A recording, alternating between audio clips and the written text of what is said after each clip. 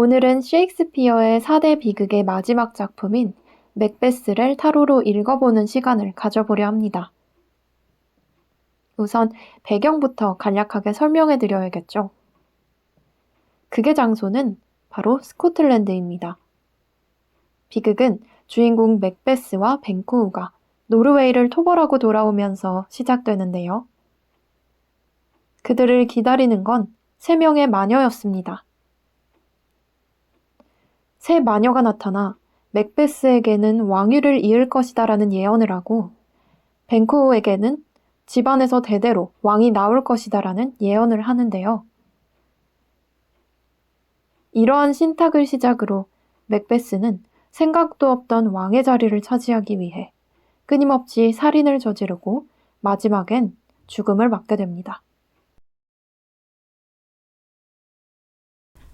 제가 카드를 뽑아봤는데요. 카드를 해석하기 전에 맥베스라는 인물이 현실에서 무엇을 뜻하는지를 생각해봤어요. 아마 자신의 주관 없이 주변 사람들에게 휘둘리는 나약한 인간을 상징할 거라고 생각하는데요.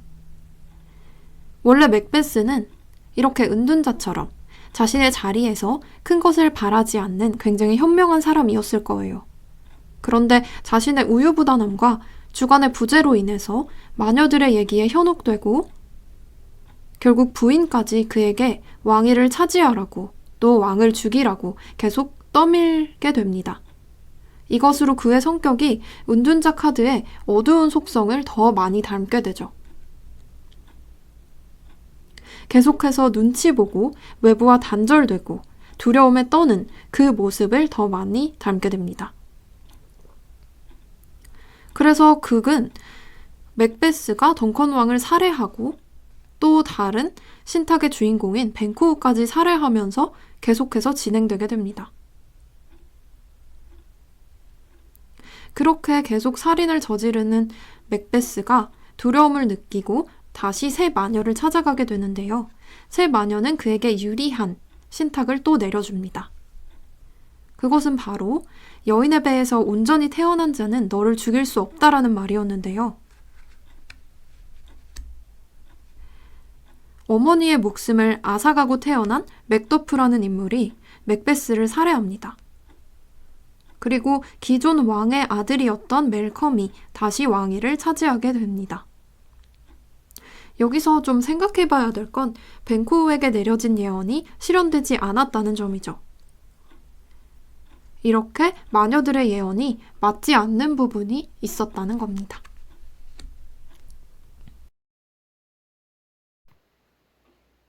오늘은 맥베스를 타로로 읽어보았는데요. 자아의 부재, 자존감의 부재로 외부 상황에 시달리면 어떻게 되는지 잘 알 수 있었어요. 현실에서도 우리는 늘 이런 경험을 하면서 살아갑니다.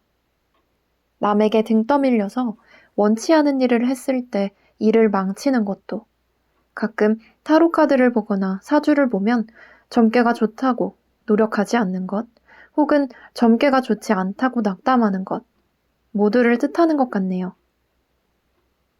하지만 결국엔 그 믿었던 타인이 내 인생을 책임져 주지 않고 팔자는 10알 중에 8알이라고 해요.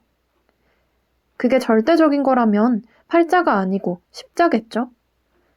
나머지 2할은 나의 자유의지입니다.